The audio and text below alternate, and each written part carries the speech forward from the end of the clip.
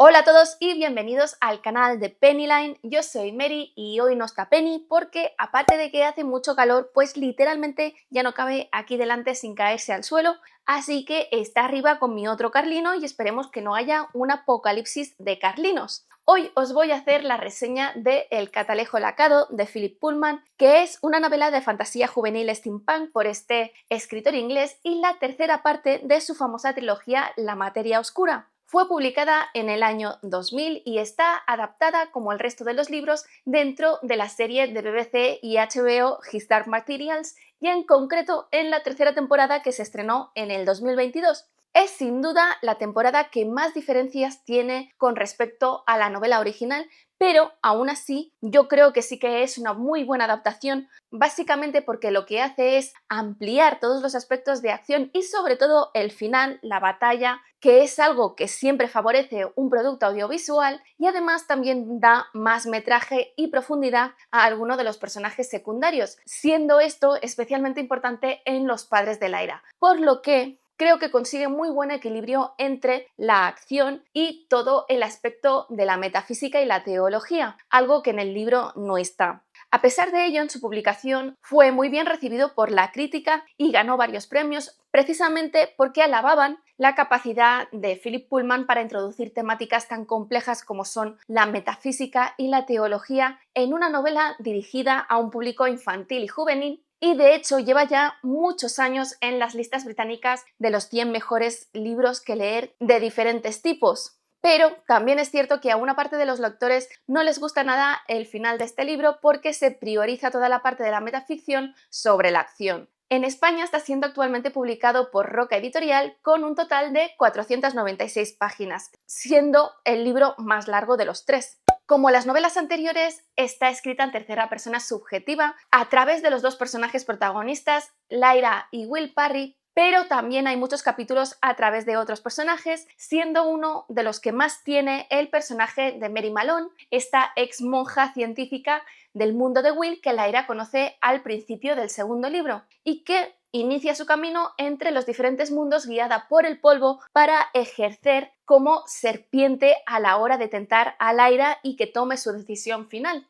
Mary es un personaje muy diferente a los otros dos, por supuesto, no solamente porque es adulta, sino sobre todo por su perspectiva desde ex monja y científica, por lo que sus acciones siempre están muy medidas. Es un personaje muy positivo y que está guiado siempre por su curiosidad incansable y la fe que tiene en esta conciencia que está detrás del polvo y en mejorar el mundo. Así que está siempre dispuesta a ayudar a todos los personajes que se encuentra y desde luego es el personaje menos histriónico que hay en toda la trilogía. Por otro lado, tanto Lyra como Will van a madurar muchísimo en esta novela y su histrionismo característico se va a rebajar, pero es algo que sigue siendo característico de toda la novela porque lo vemos también en otros personajes. Pero en Lyra y Will sí que vemos una diferencia notable al inicio del libro y al final, precisamente porque es algo necesario para llegar al punto de maduración óptimo para la decisión final que tiene que tomar Lyra. En esta novela también ganan mayor importancia los padres de Lyra, Marisa Coulter y Lord Asriel, que cada uno va guiado por sus convicciones y que tienen un papel esencial en esta batalla final contra la autoridad.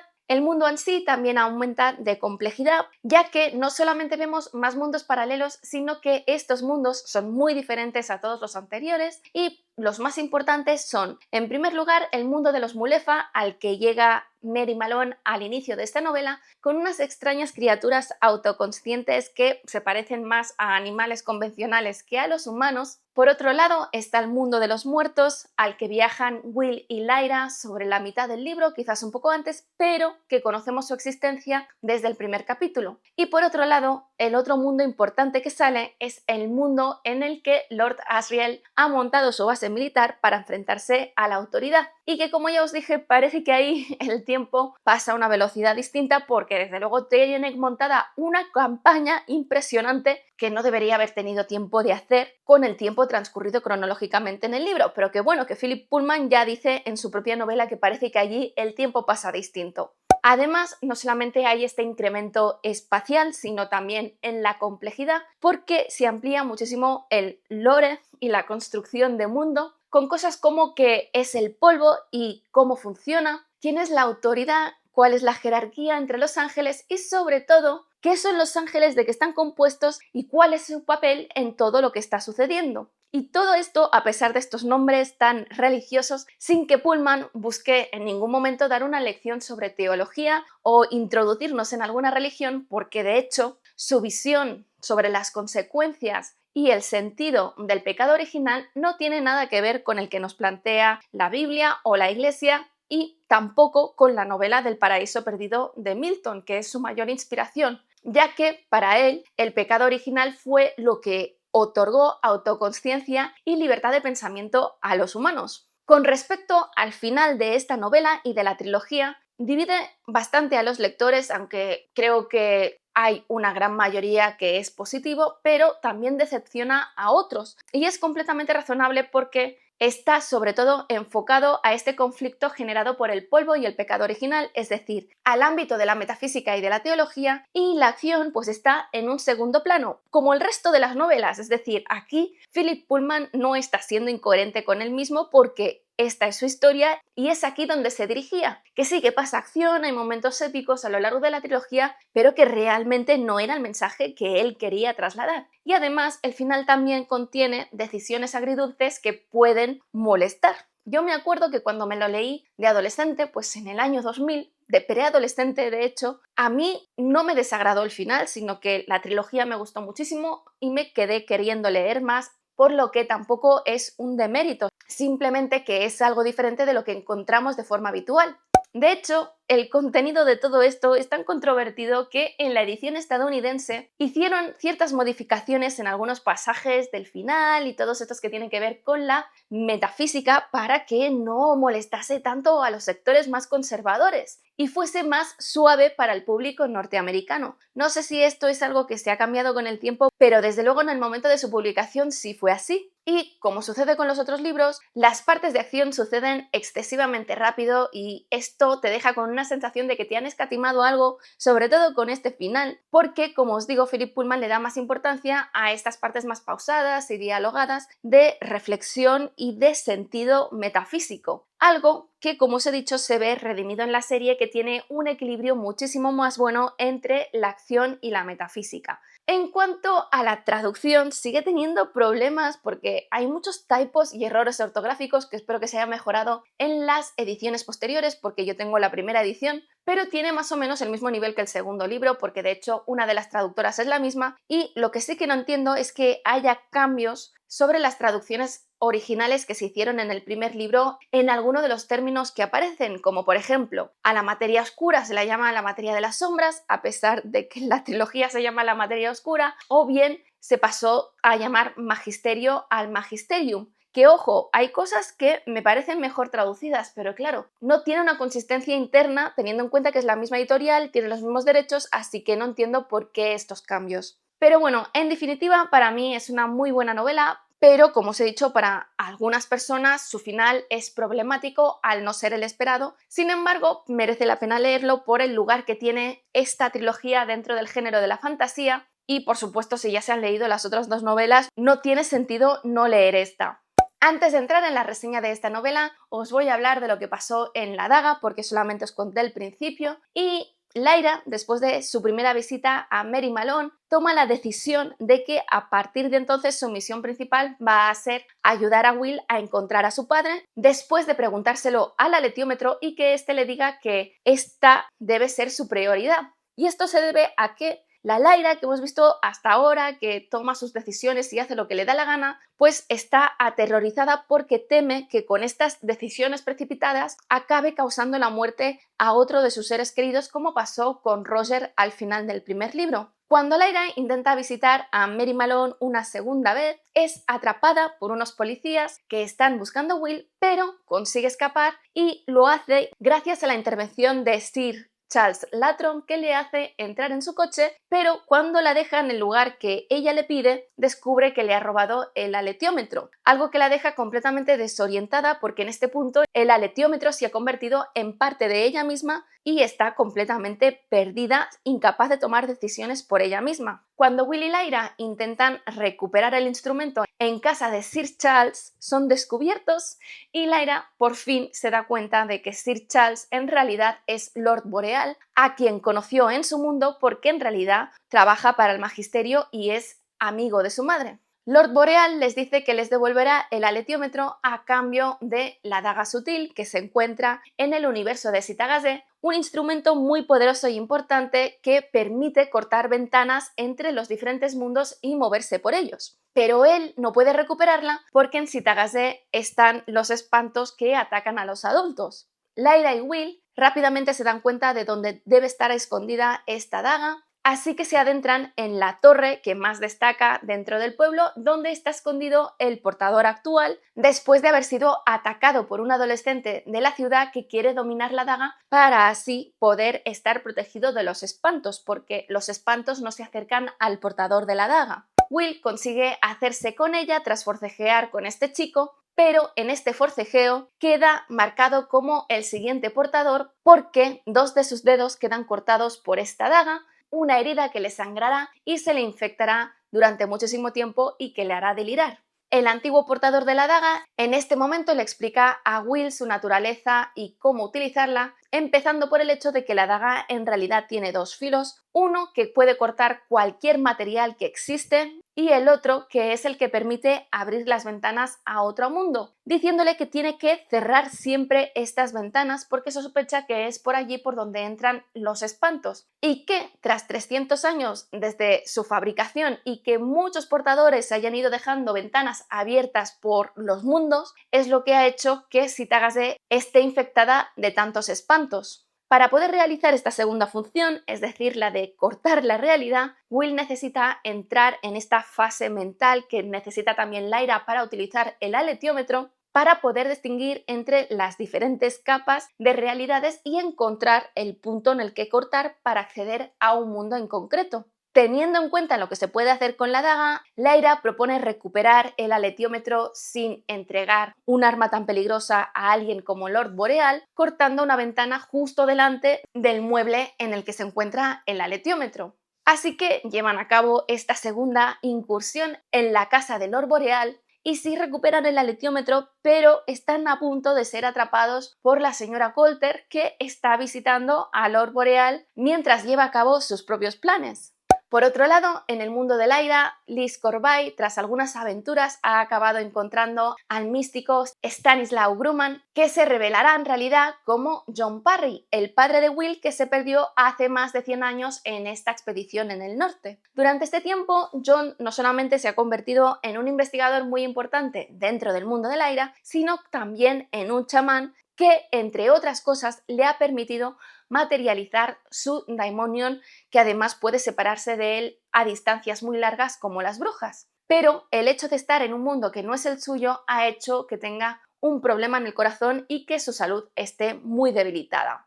Le pide a Lee que le ayude a encontrar el portador de la daga porque es la misión que tiene que llevar a cabo antes de poder volver a su mundo, sin saber que el portador es en realidad su hijo, pero sí conociendo la importancia que tiene la daga sutil para la batalla de Lord Asriel. Por su lado, también ya en este libro es importante la trama de Mary Malone, que iniciará su peregrinación por todos los mundos después del incidente con Lyra y de que consiga hablar con la materia oscura, que le revelará que en realidad está formada por los ángeles que provocaron la primera caída y el pecado original, con el fin de otorgar autoconciencia a la humanidad, instruyéndole que destruya su investigación antes de irse e iniciar este viaje a través de los mundos para ayudar a Lyra en su decisión final, prometiéndole que la protegerán a lo largo de su camino. En Sitagase, Lyra y Will son atacados por los otros niños y de hecho están a punto de morir, pero son rescatados de los tejados de las casas en el último momento por Serafina Pekkala y sus brujas, que los llevan a las montañas para seguir con la búsqueda del padre de Will.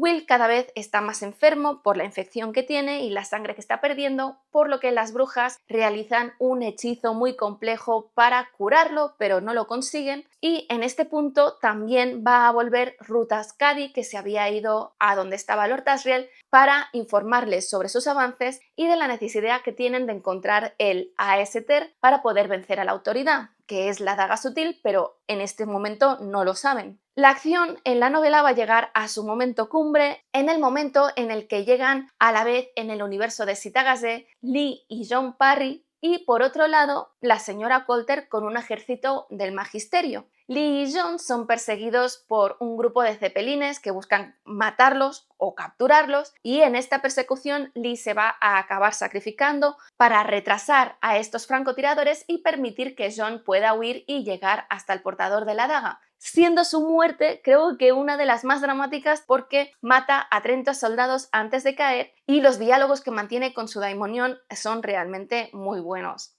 Por otro lado, en el campamento, Marisa Coulter cambia su estrategia cuando, después de torturar a una bruja, descubre que su hija en realidad es la nueva Eva y que puede provocar una segunda caída, y siendo consciente de que cuando el magisterio descubra esto, lo que harán es perseguir a Lyra para matarla, envenena a Lord Boreal y buscará a su hija para salvarla, pero claro, a su manera. Will y Lyra, que no son conscientes de todo esto que está sucediendo, se van a dormir, pero Will no puede debido a la herida, así que deja a Lyra durmiendo y se pone a caminar por entre la montaña, donde se va a encontrar con su padre, pero sin reconocerse mutuamente. Pero por supuesto John sí lo reconoce como el portador de la daga. Tras curarle la herida con un ungüento especial y pedirle que vaya a ayudar a Lord Asriel, John es asesinado por una de las brujas de Serafina Pekkala, que le guardaba un rencor inimaginable por el hecho de no haber querido ser su amante. Uno de los elementos más poco creíbles de la novela, con diferencia, y que creo que no tiene ningún sentido en el siglo XXI,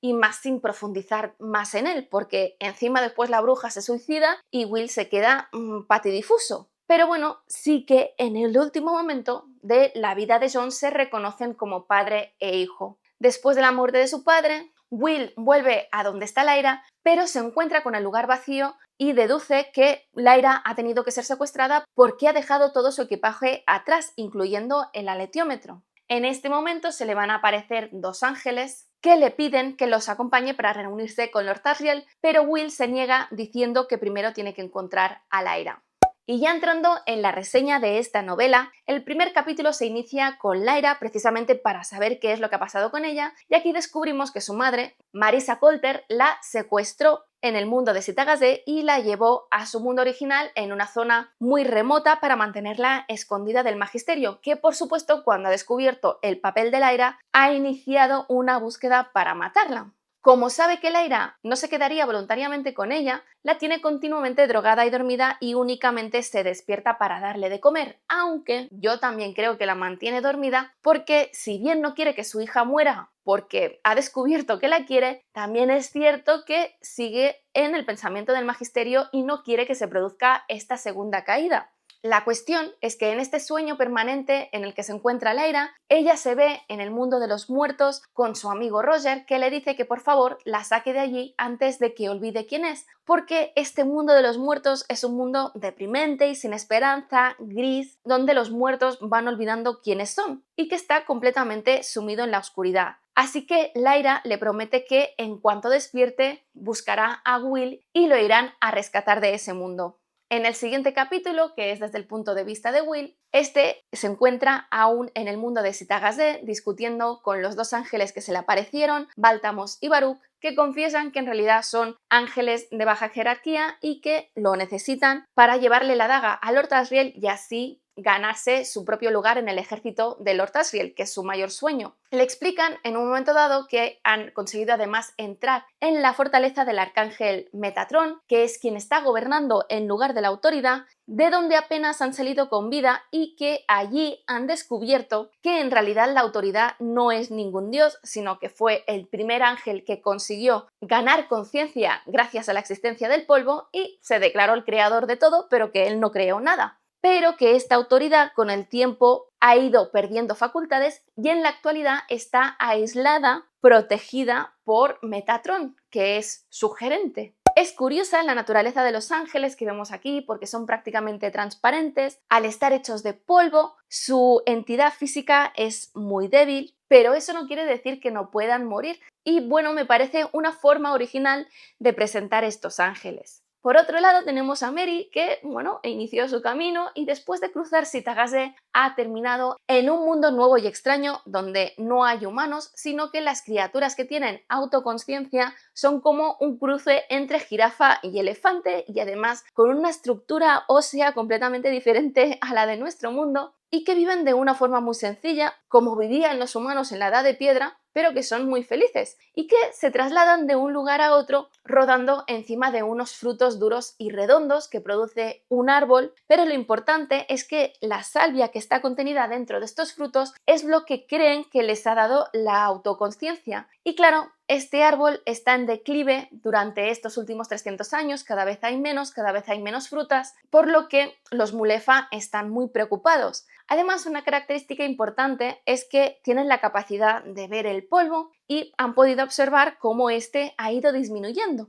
Mary se quedará en este mundo siguiendo las instrucciones del polvo de que debe aprender de los Mulefa y aprenderá su lengua y su extraña cultura. Y la verdad es que son unos capítulos un tanto extraños porque realmente es un mundo muy extraño. Y mientras tanto, Mary está aquí feliz descubriendo esta nueva cultura. Tanto el Magisterio como Lord Asriel se empiezan a mover para encontrar a Lyra y finalmente el Magisterio es quien la encuentra gracias al uso del aletiómetro que tienen ellos. Así que enviarán a un pequeño ejército para matarla, pero habiendo descubierto también la existencia de Mary Malone y su papel como serpiente, envían al padre Gómez, que es como un hitman de un único uso, para matarla si Lyra consigue sobrevivir. Lord Asriel descubre dónde se encuentran porque tiene a espías dentro del Magisterio, que son el caballero Tialis y Dama Salmaquia, que son gallivespianos, una especie que proviene de otro mundo donde, además de los humanos de tamaño normal, existe esta especie que tienen también forma humana, pero son así de chiquitines, y gracias a su pequeño tamaño, pues son ideales para el espionaje.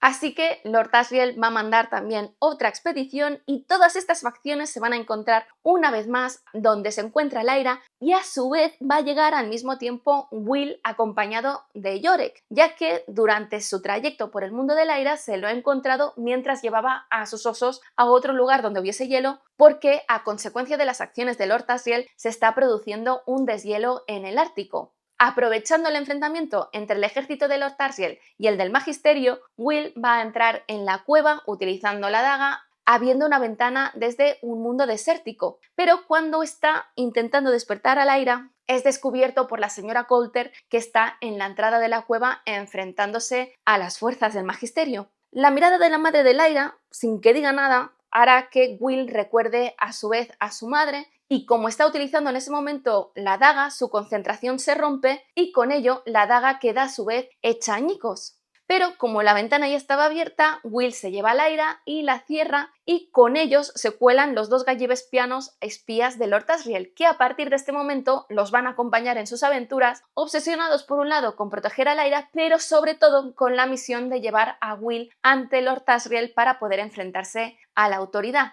Algo que se verá completamente frustrado por la insistencia de Lyra de tener que ir al mundo de los muertos a rescatar a Roger. Y bueno, esto es el primer tercio y luego tenemos el final, que como os he dicho tiene dos aspectos muy importantes. Atención los spoilers, es decir, parad este vídeo si no queréis escucharlo. Por un lado tenemos la lucha contra la autoridad y el sacrificio de los padres de Lyra para matar a Metatron y protegerla. Una escena de acción que podría ser súper épica, pero que realmente Philip Pullman es súper escueto con las palabras y lo deja ahí a medio gas, y que es algo que en la serie sí que es espectacular y da muchísima más entidad y peso a la señora Coulter y a Lord Asriel. Y por otro lado, y el elemento más importante, es todo el tema de la metafísica y de la teología con la segunda caída de Lyra y Will cuando consiguen recuperar sus Daimonions después de volver del mundo de los muertos. Y en este momento se produce su entrada a la adolescencia y el despertar de su sexualidad, y la decisión consiste en que Lyra renuncie a Will para poder cerrar las ventanas entre todos los mundos y que se deje de escapar el polvo y así preservar la autoconsciencia humana. Es un final que, bueno, a muchos no gusta precisamente por esta separación, por esta decisión, pero sobre todo porque se da importancia a todo este elemento teológico y la importancia de estas decisiones. Así que bueno, esto es todo, espero que os haya gustado. Si es así, dadle al like, dejad comentarios que ya sabéis que siempre los contesto. Si no estáis suscritos, suscribíos y sobre todo, dadle a la campanilla para que YouTube os avise de cuando cuelgo nuevos vídeos. Que los siguientes dentro del ámbito de la literatura van a ser Dormir en un mar de estrellas de Christopher Paolini, Alguien voló sobre el nido del cuco de Ken Kesey y después Ilion de Dan Simmons. Y en el ámbito de los cómics, el manga de Trigun o Trigun de Yasuhiro Naito y después la serie de The Nice House on the Lake de James Tynion IV. Nos vemos en el siguiente vídeo.